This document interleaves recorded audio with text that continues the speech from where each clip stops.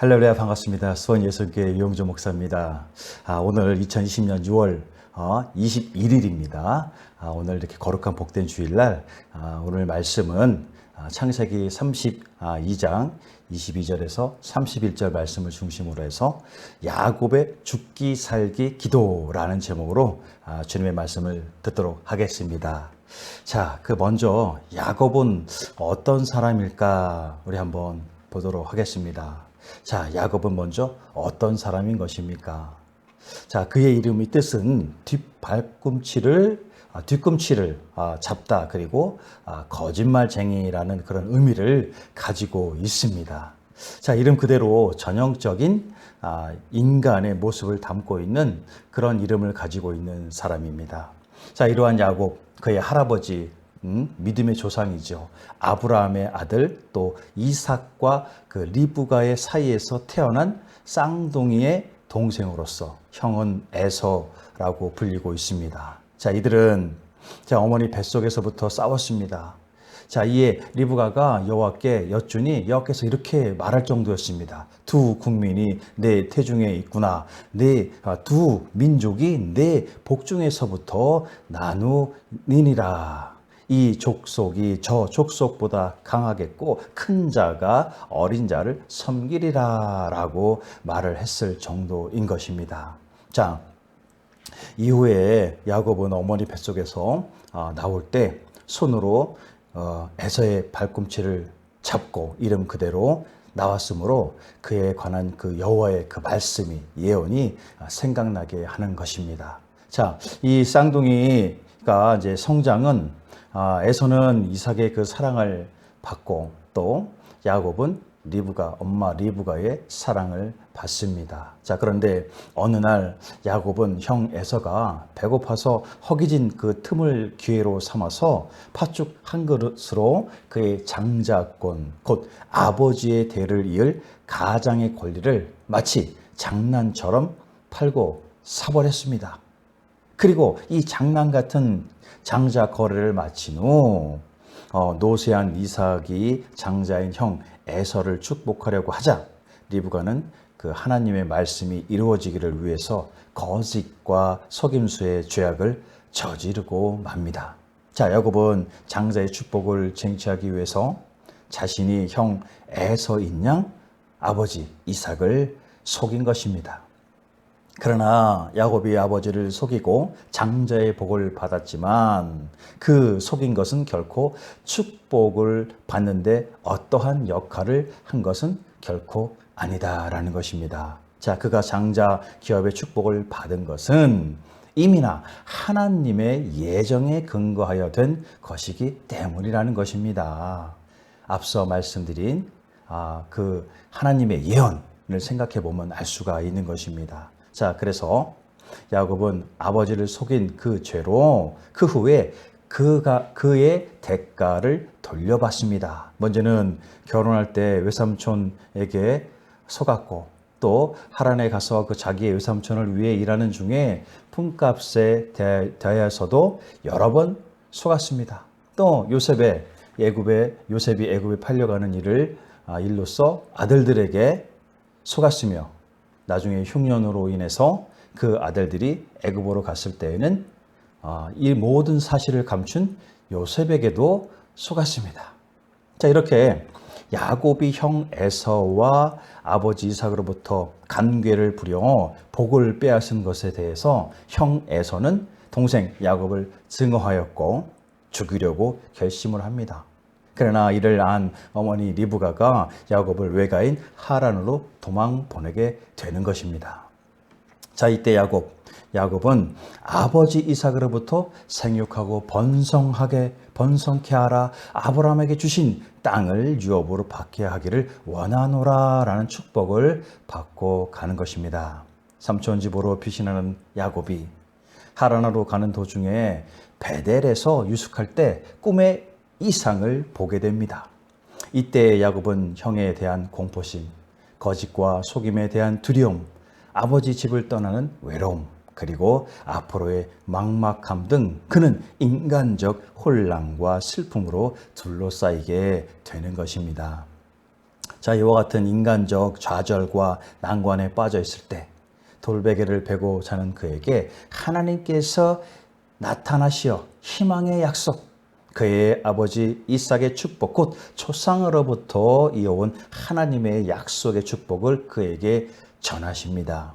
진정 야곱은 하나님께서 함께 하시는 것과 보호해 주시는 것을 확신하게 되면서 이는 하나님의 전이요 이는 하나님의 문이로다 하고 베개를 사용했던 그 돌을 가지고 그곳에 세우고 베델이라고 선포하게 되는 것입니다. 자, 그리고 그는 하나님께서 함께 하시고 지켜주시고 먹을 것과 입을 것을 주시고 무사하게 해 주신다면 내가 기둥으로 세운 이 돌이 하나님의 집 전이 될 것이요 하나님께서 내게 주신 모든 것의 10분의 1을 반드시 하나님께 드리겠습니다 라고 서원의 약속을 드립니다.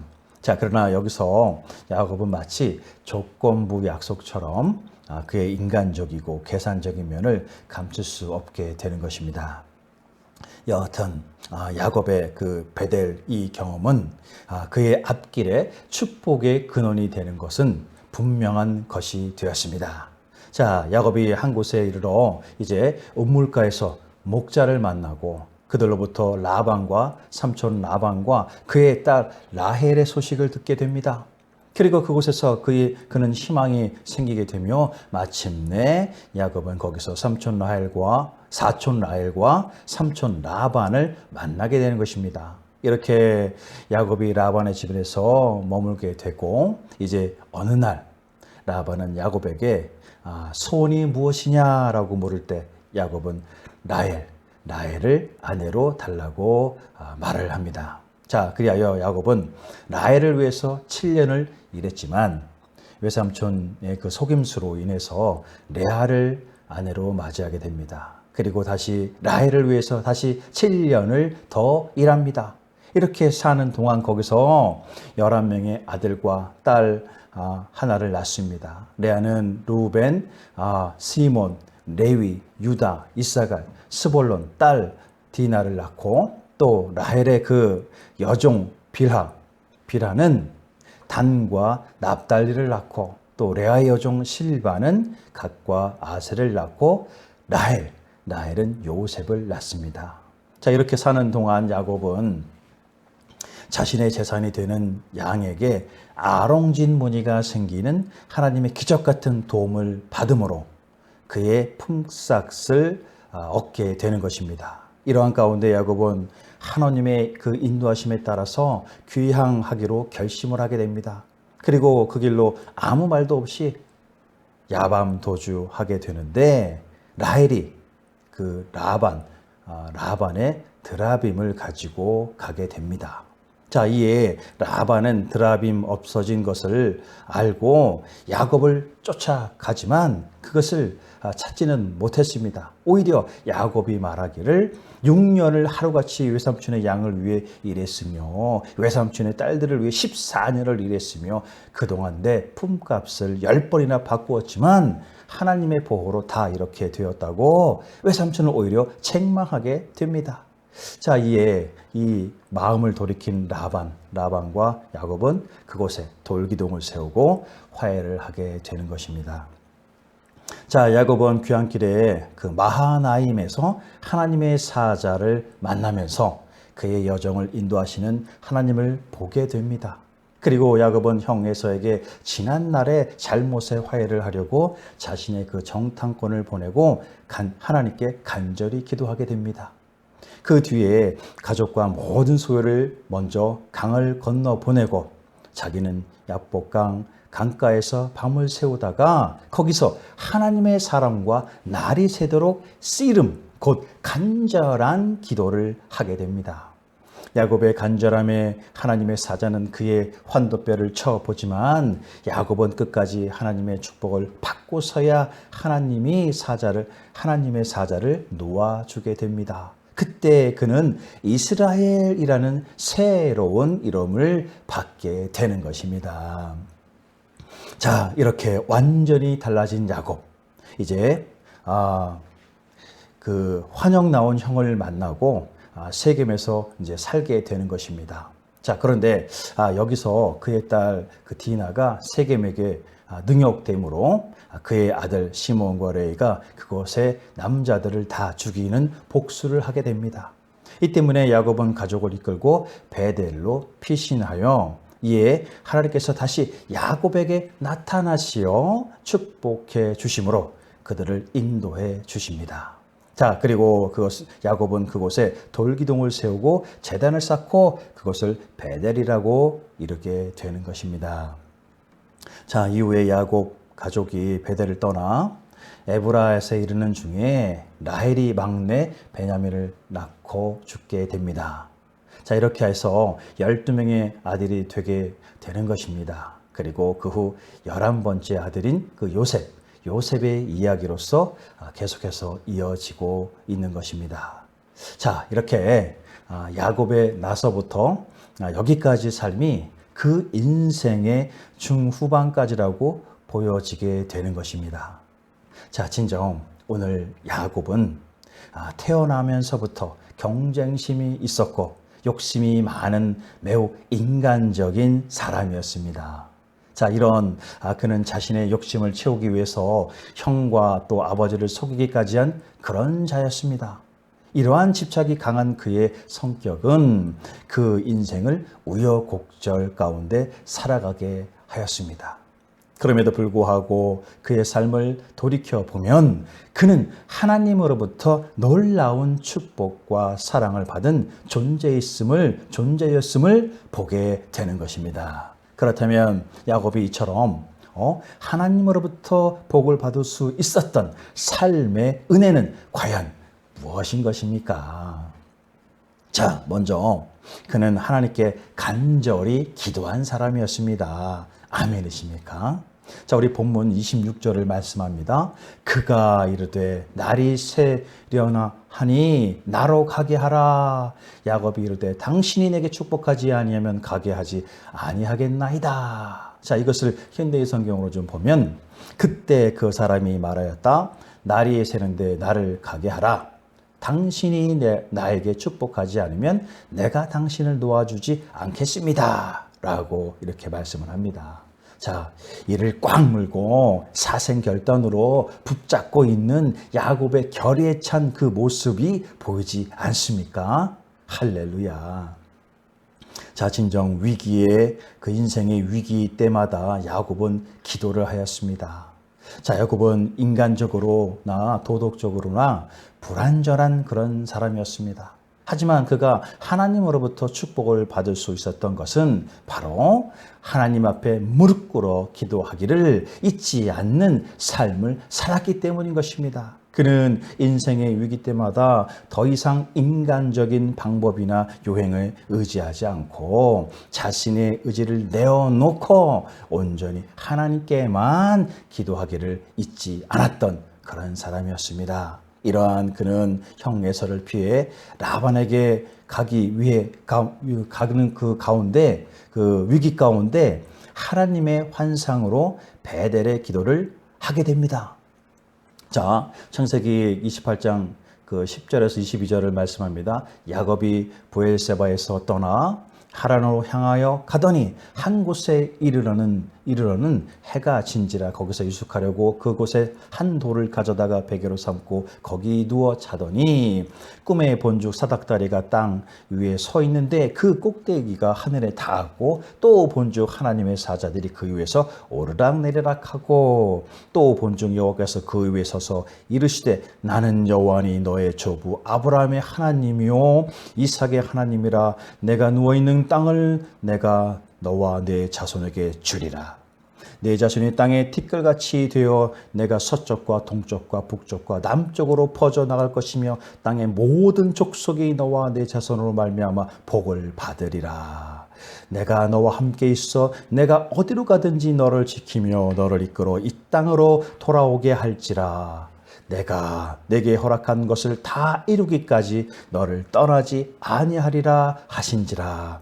야곱이 잠을 깨어 이르되 여호와께서 과연 여기 계시거를 내가 알지 못하였도다. 이에 두려워하여 이르되 두렵도다. 이곳이요 이것은 다름 아닌 하나님의 집이요 이는 하늘의 문이로다 하고, 야곱이 아침에 일찍 일어나 베개로 삼았던 돌을 가져다가 기둥으로 세우고 그 위에 기름을 붓고 그곳 이름을 베델이라고 하였더니 이 성의 옛 이름은 루스더라. 야곱의 서원하여 이르되 하나님이 나와 함께 계셔서 내가 가는 길에서 나를 지키시고 먹을 것과 입을 것을 옷을 주시오. 내가 평안히 아버지 집으로 돌아가게 하시오면 여호와께서 나의 하나님이 되실 것이요 내가 기둥으로 세운 이 돌이 하나님의 집이 될 것이요 하나님께서 내게 주신 모든 것에서 10분의 1을 내가 반드시 하나님께 드리겠나이다 하였더라. 이런 말씀을 하고 있습니다.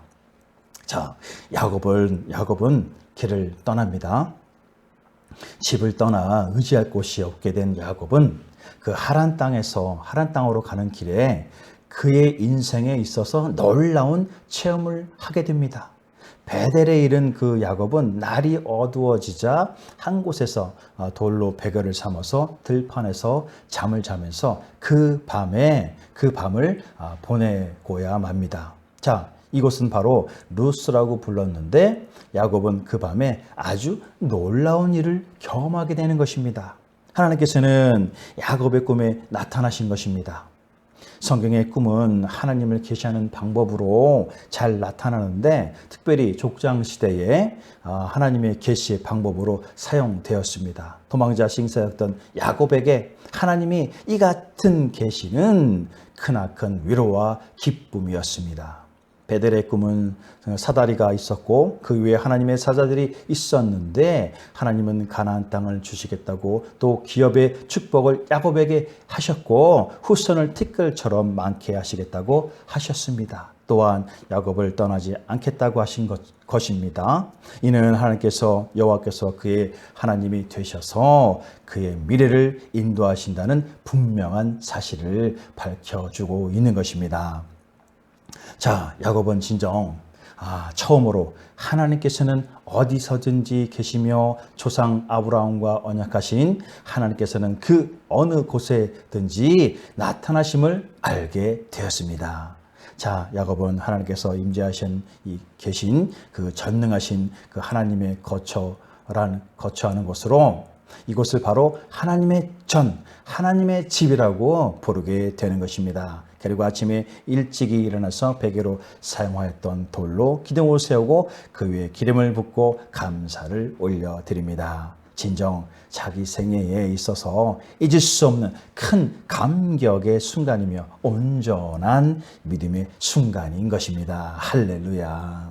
자, 이처럼 야곱은 하나님이 약속해 주신 그 말씀을 기억하면서 하나님의 보호와 또 삶의 모든 필요의 공급과 인도하심을 진실로 간구하며 기도를 한 그런 사람이었습니다. 아멘이십니까? 자, 또 삼촌 그 라반으로부터 재산을 가지고 나오는 그 불안과 두려움에 눈이 가려워질 때도 야곱은 기도를 했습니다. 창세기 31장 3절을 말씀합니다. 여호와께서 야곱에게 이르시되 내 조상의 땅 내 족속으로 돌아가라. 내가 너와 함께 있으리라 하신지라. 자, 진정 이곳으로 너의 길을 인도할 때처럼 이제는 귀한 길을 돌봐주시겠다는 20년 전에 그 베델 언약에 근거한 하나님의 은혜로운 약속인 것입니다. 이처럼 하나님께서는 때가 되면 어느 곳에든지 어떠한 방법을 통해서라도 자신과 언약을 맺은 백성을 잊지 않고 반드시 불러내신다는 것입니다. 아멘이십니까? 자, 이것은 오늘날 이 땅의 그리스도인들에게 또 때가 되면 언젠가는 하늘 본향으로 돌아가야 한다는 사실을 일깨워 주는 것입니다. 할렐루야. 자, 그리고 형 에서를 속인 죄로 인해서 다시 형을 만나는 그 상황에서 그는 또다시 기도를 합니다. 자, 창세기 32장 9절 12절에 이런 말씀합니다. 야곱이 또 이르시되 내 주부 아브라함의 하나님 내 아버지 이삭의 하나님 여호와여 주께서 전에 내게 명하시기를 내 고향 내 족속으로 돌아가라 내가 내게 은혜를 베푸리라 하셨나이다. 나는 주께서 주의 종에게 베푸신 모든 은총과 모든 진실한 하심을 조금도 감당할 수 없사오나 내가 내 지팡이만 가지고 이 요단을 건너더니 지금은 두 때나 이루었나이다. 내가 주께 간구하오니 내 형의 손에서 에서의 손에서 나를 건져내시옵소서. 내가 그를 두려워하면 그가 와서 나와 내 처자들을 칠까 겁이 나기 때문이다. 주께서 말씀하시기를 내가 반드시 내게 은혜를 베풀어 내 씨로 바다에 셀 수 없는 모래와 같이 많게 하리라 하셨나이다. 할렐루야. 자, 형 에서를 피해서 이제 귀향길에 오른 야곱에게 또다시 하나님의 사자가 나타납니다. 할렐루야. 자, 하나님께서는 형 에서의 그 위협으로 인해서 또다시 두려움에 쌓여 있는 야곱에게 사자를 보내십니다.